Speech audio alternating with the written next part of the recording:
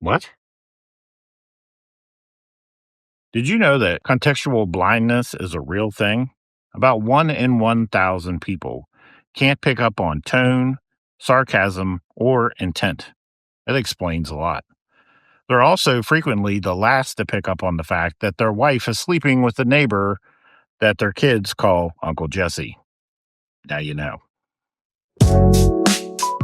Welcome to the Sunday Ramble. Today we're going to be talking about the leaked specifications of the Bambu H2D. We'll give you an update on the Amazon progress of our small 3D print business, and I printed a dragon and why. Now, as of late, the Amazon thing has been going very, very well, selling several units a day, shipping out daily. I've only had one return on one. I've actually had two returns, one on one particular item and one on a different item. So these items are selling fairly well, and I'm pretty happy. It really does beg the question, why am I not going FBA? I don't know. For some reason, my brain says, you fulfill your orders as long as you can. I don't know. I don't know what's holding me up with doing FBA. I know people that do FBA and they do very well with it, and there's really no reason not to do FBA. I just don't know why I'm not doing it yet. Maybe it's because I'm in the middle of this transition where I'm getting ready to move to a new location, and maybe I don't want to get into all that complication before that. I'm not sure. There's a lot going on in the life right now. And for some reason, FBA is just not part of that process right now. I think once everything maybe gets settled down, maybe I'll entertain it. I'm not sure.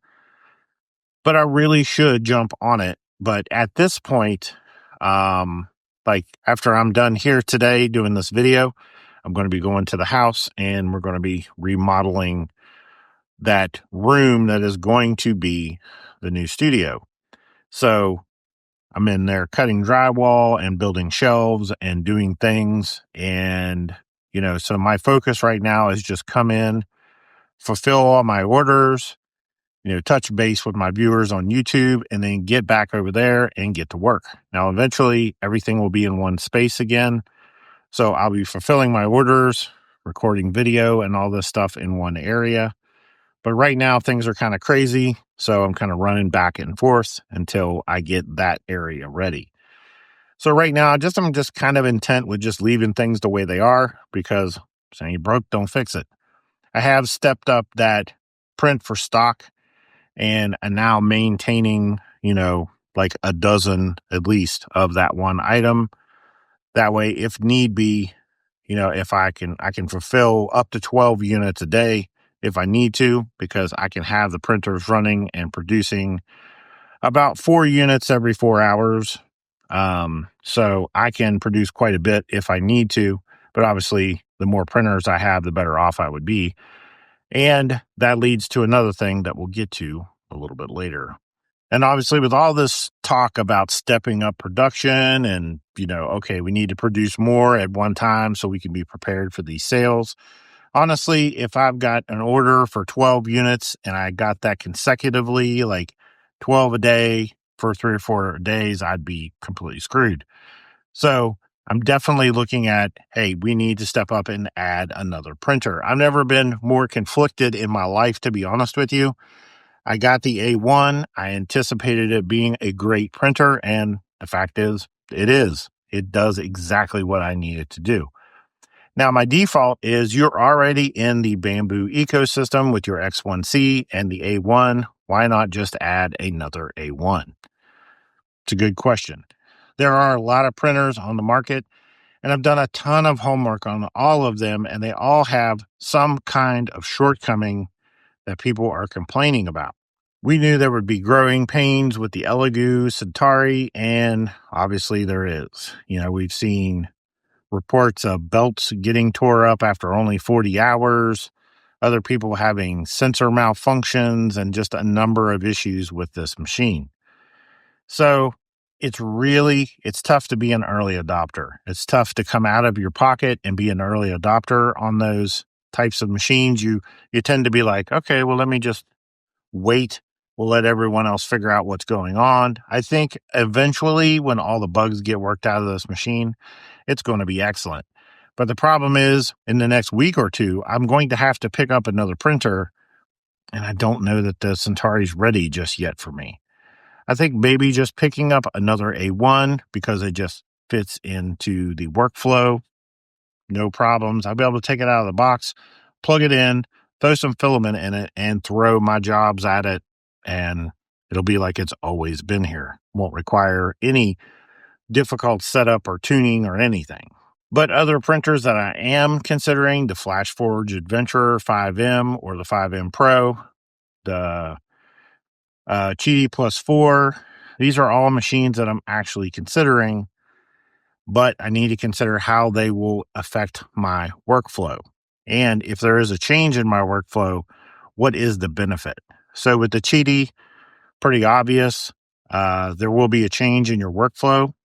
You'll be using a separate slicer for the Qidi unit, but it does have a bigger print area. In those situations where you need to print bigger, you will be able to. So there's those benefit compromise situation. But if I'm making compromises and I get no benefit, then I'll just default to the Bambu. So I've got a lot to toss around to decide, but it's going to be happening very soon. I imagine when I set up in the new location, it will include setting up a third printer.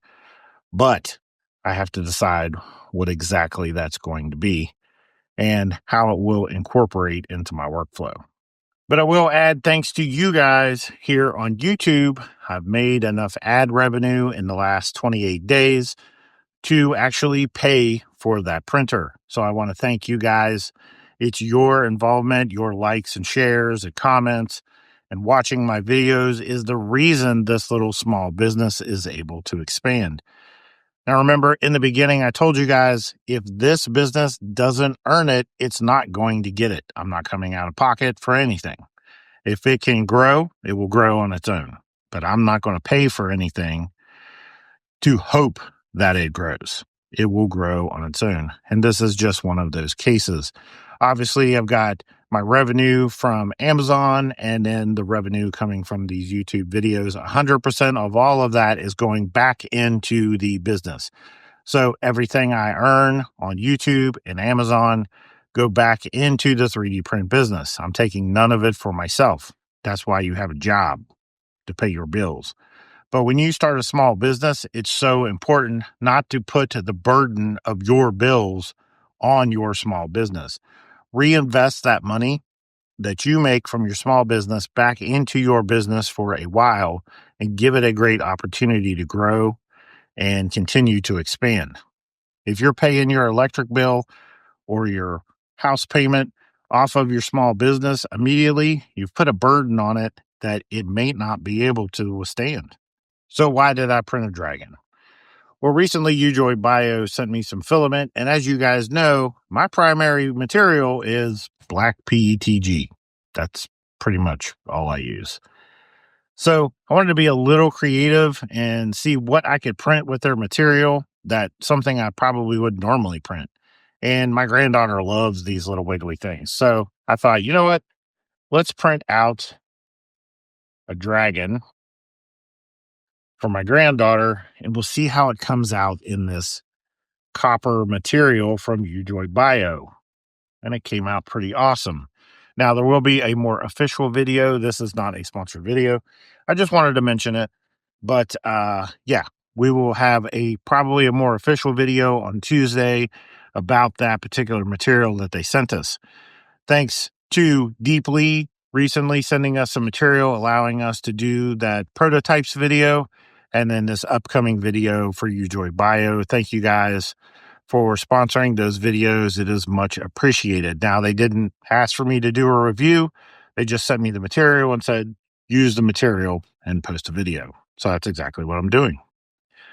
All right, so let's jump into these Bambu H2D specifications and what exactly we think about it.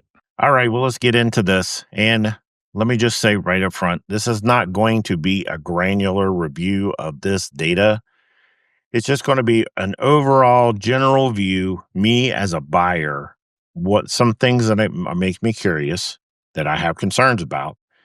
And then you guys can kind of jump in the comments and give me your 2 cents on these subjects too, and some of the information about this leak. But let's just talk about some sticking points, I guess we can say. Now, what I'm able to come up with is that there will be a laser and non-laser version of the H2D. That's probably pretty smart. Honestly, the laser version doesn't really interest me.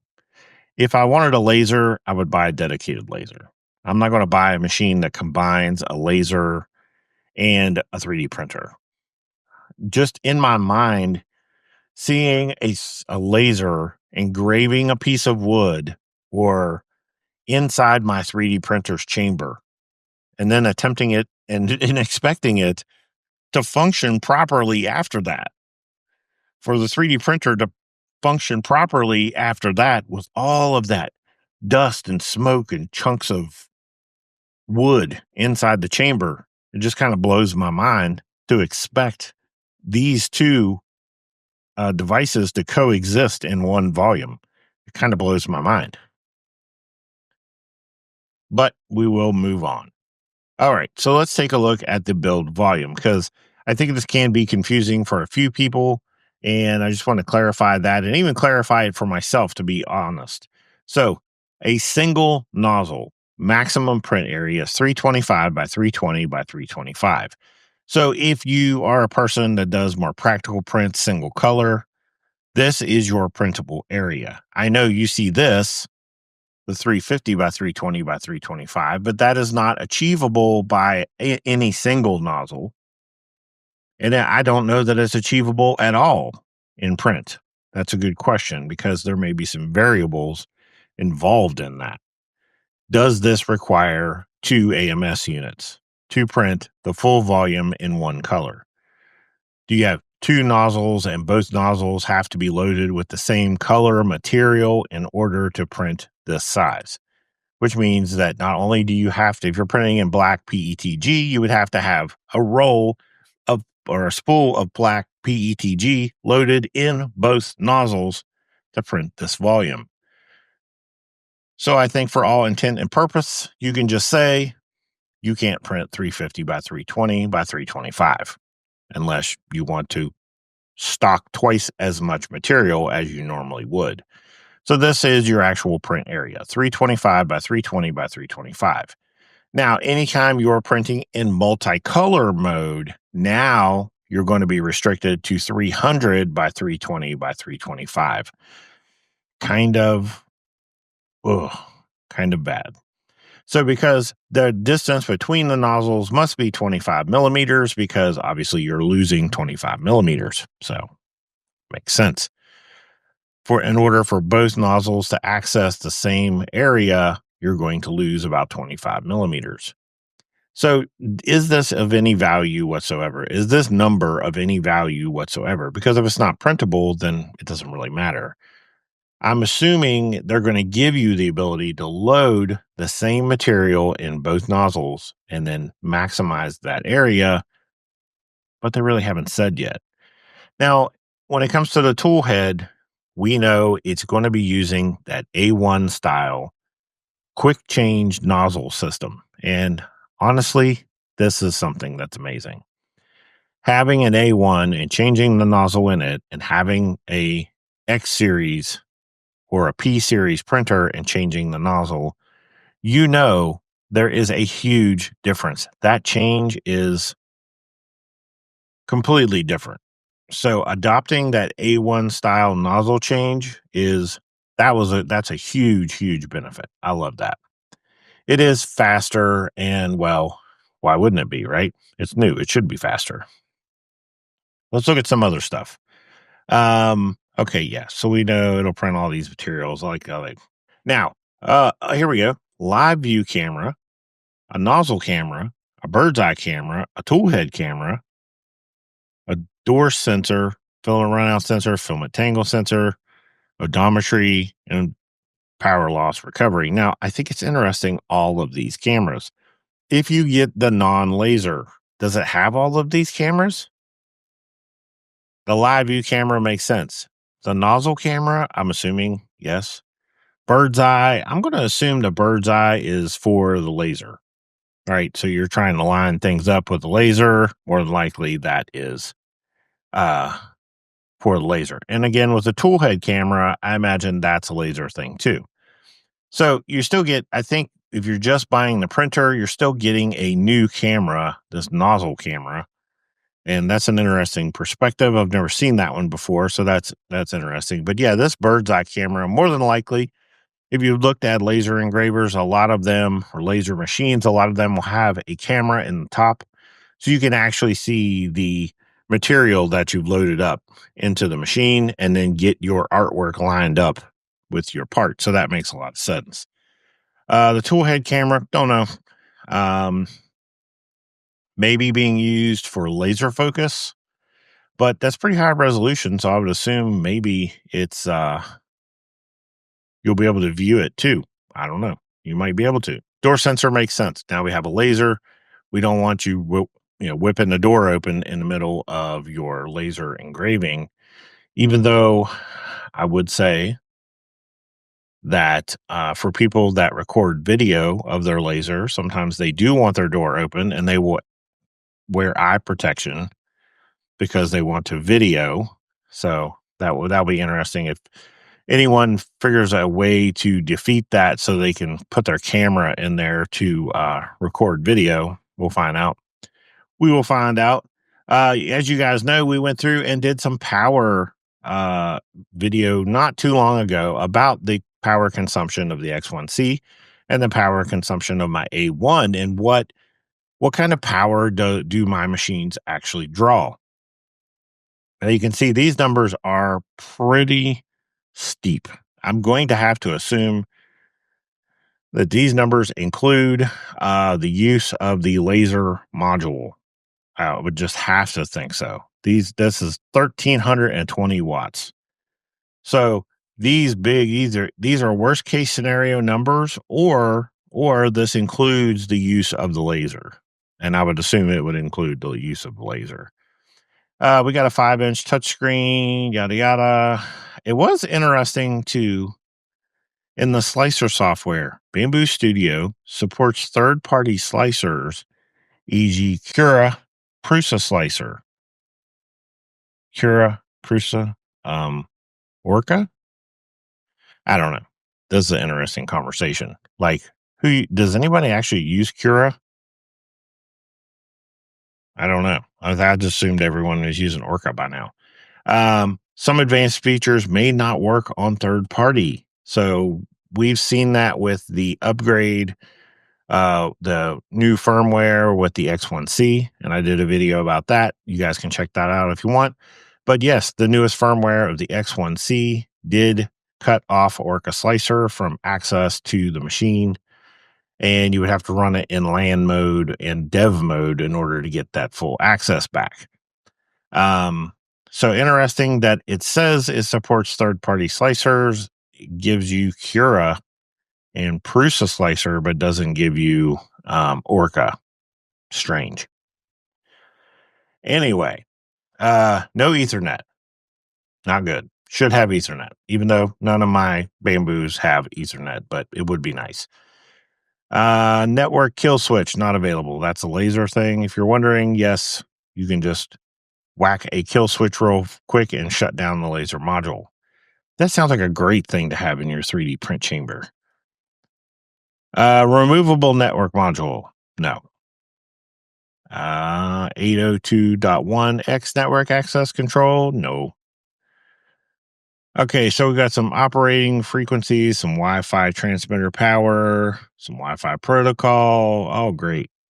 So we do have a 10-watt laser module. Now, I will not pretend to be a laser person per se, but I'm assuming that when you buy the combo, you're going to be picking what laser module you want with it. If it's a 10 watt or if it is the 40 watt. Or non-laser, which I think the vast majority of people that are in the community would be purchasing. But I don't even know. Like I said, I'm not sure who this printer's for. I just don't know. But there is a 40-watt laser module also available. And there's a cutting module also available. So not only is this a 3D printer, it's also a laser engraver, and it's also a Cricut. What? No. I don't understand who this printer is for. I don't think anybody in the community asked for this printer or wanted this printer. Honestly, Bambu, you could have come out with a printable area of 350 cubed, which would have to have been 325, or no, 375, my bad. So it would have had to have been 375 by 350 by 350, but give us a 350 cubed with the dual heads, with the A1 style changes, with the new AMS, and we would have been perfectly happy with that. All of this extra crap isn't necessary. We don't want all this. I just don't. I don't know. Maybe you guys can jump in the comments and let me know, but I just don't see anybody in the community, in the 3D printing community, wanting all of this. It doesn't make sense.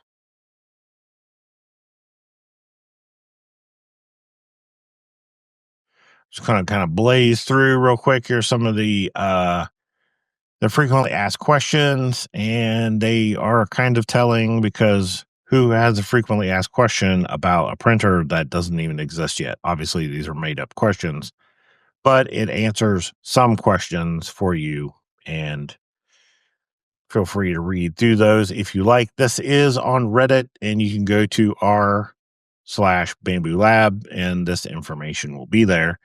I really don't know that this is necessarily a leak or if it's a purpose release, or could be just completely fabricated. Who knows?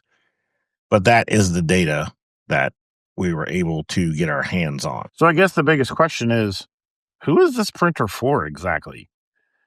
So let me give you an example of a time when a company just kind of dropped the ball. They could have done things so much simpler, and they decided to make it complicated for no good reason. Enter the Ram TRX, the truck no one wanted. Well, not that we didn't want it, but that's not what we really wanted. See, when the Hellcat engine was all the rage, they put one in the Jeep, they put one in the Durango. Of course, the Hellcat had it. And when they started talking about putting it in a Ram truck, we all had visions of the single cab or quad cab street truck with 700 horsepower. It made a whole lot of sense. But ultimately, what they released was some big off-road monstrosity that was capped out at like 90 miles an hour because they had 35-inch tires. See, I bought one, and I had it for a little while, and I hated it. It was like driving a beach ball. It was either too stiff or not stiff enough to drive. And for the weight of the truck, the 700 horsepower wasn't that impressive. It was just a complete miss, in my opinion. Now, Ram could have been real simple about it. They could have just took a 1500 as it exists, slapped the Hellcat engine into it, did some suspension upgrades to handle the additional power, and boom, there you go. And everyone would have been super happy. An all-wheel drive street truck that they can take to the track and beat up on Mustangs. It could have been so simple, and they just made that process way more complicated than it needed to be. Now, I mentioned the Ram because I feel like Bambu has put themselves in the exact same situation. Here's reality. If you would have delivered 350 cubed printable area with the dual A1 style nozzles and an AMS that dries material, that's it. That's all we really needed. All this extra crap is completely unnecessary. Now, I could be completely wrong, but I'm saying it right now, as of today, that printer will not sell well with the laser unit. They will not be their top selling printer. Now, unfortunately, the X1C has aged, and there are competitive printers out there against the X1C. So they really needed to release something that was just going to step up the game as far as that goes, a bigger print volume, and just fix a lot of the shortcomings of their current lineup. I don't think that the H2D is going to fill that spot. Now, the non-laser versions may do well because, yes, it is bigger than 256, but not that much bigger. We were really hoping for something bigger, and I just don't know if this is going to cut it. So many companies are on the precipice of just releasing that perfect 3D printer. They just cannot seem to get their shit together. There's always some shortcoming in one way or another, and Bambu is just one of those companies that's known for creating products that just work out of the box. And all you had to do was just release the printer that we've been asking for. And this is not it. But I could be wrong. We will see. As the units start to roll out and people start to do reviews, we'll find out. But I don't think it's going to be the case. I think this is going to be the shortcoming. I don't think this printer will sell as well as they think it would. Especially the laser units, I just don't see them selling. Plus, on top of that, if you buy a non-laser H2D, it won't come with a green glass. It's going to come with clear glass. That means your upgrade path is going to be fairly expensive. Not only do you have to buy the laser unit, but you'll have to buy an external exhaust unit, and you'll have to replace all the glass with the green glass. Now, whether the door sensor will be available on the non-laser units, good question. But what is the upgrade path if you do buy a non-laser and decide to add the laser later? If it's anything like Apple, what we know is when you buy an Apple laptop, you better buy the specifications you want from Go because your upgrade path will be fairly limited. And if we continue to expect Bambu to follow in line with Apple, with continuing to close their ecosystem, and we could probably expect their upgrade paths to be similar also. Now, with that said, I'm interested in your take on all this. Is this the printer you expected? Is this the printer you wanted? Is this the build size that you expected? Did you want a laser built into your 3D printer? Do you think that's something that you'll use? Would you use a cutter function in your 3D printer? Is that something you wanted? Or did you just want 350 cubed and multi-material and multiple head unit? I think more than likely, I will be shocked if people down in the comments say that they really wanted this laser unit or they actually care about it. But like I said, I could be wrong. So hit those comments and let me know because I'm interested to find out. All right, guys. Well, that's it for today. I hope you enjoyed the video. If you have any questions, comments, as always, hit me up in the comment section and I'll get back to you. If you haven't subscribed, please subscribe and hit that little bell to get notifications when I post a new video. Free audio post-production by alphonic.com.